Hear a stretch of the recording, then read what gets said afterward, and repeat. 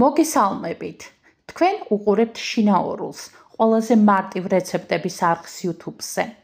აუცილებლად გამოიწერეთ შინაორული, რომ ნახოთ ყველა მარტივი რეცეპტი. დღეს მოგიტანეთ ძალიან მარტივად მოსამზადებელი და ტრადიციულად ყველასთვის საყვარელი კერძი ჩაქაფული. ამჯერად ჩაქაფული მოვამზადებ ბატკნის ხორცით. 2 კილოგრამი ბატკნის ხორცი დაგვჭირდება.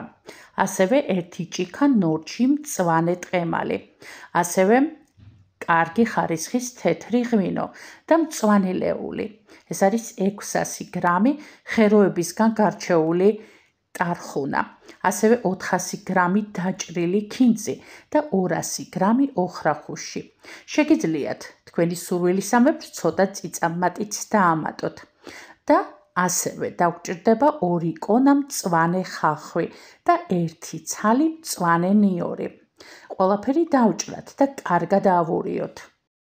ასევე მწვანილში ჩავამატოთ დაჭრილი ცხარე მწვანე წიწაკა, რა თქმა უნდა თქვენი გემოვნებით და ქვაბში პირველ ფენად ჩავაფინოთ მწვანე ლეულის ასორტი და ზემოდან დავადოთ ხორცის ნაჭრები.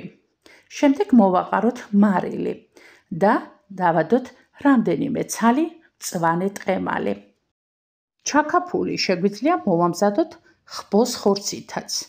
ძალიან გემრიელი გამოდის, მაგრამ ამჯერად ბატკნის ხორცი ვარჩია, იმიტომ რომ კლასიკური რეცეპტით ბატკნის ხორცით მზადდება.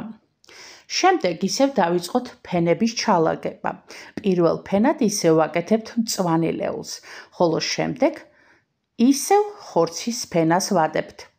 ბოლოს ვაყრით მარილს და რამდენიმე ცალ ტყემალს მოვაყრით. ასე ვიმეორებთ მანამდე, სანამ არ დაგვიმთავრდება მწვანილი და ასევე ხორცი. ბოლო ფენა აუცილებლად უნდა იყოს მწვანილის ნარევი და შემდეგ ბოლოს მოვასხათ 3 ჭიქა თეთრი ღვინო, აუცილებლად კარგი ხარისხის ღვინო უნდა იყოს და მოვაყაროთ მარილი და დავადგათ თავსახურ დაფარებული ქვაბით საშუალო ცეცხლზე.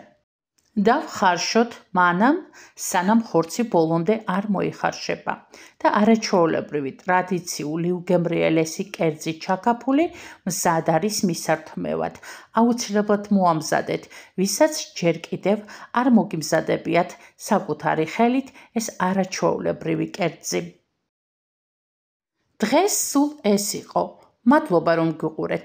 მომავალ მარტივ რეცეპტამდე.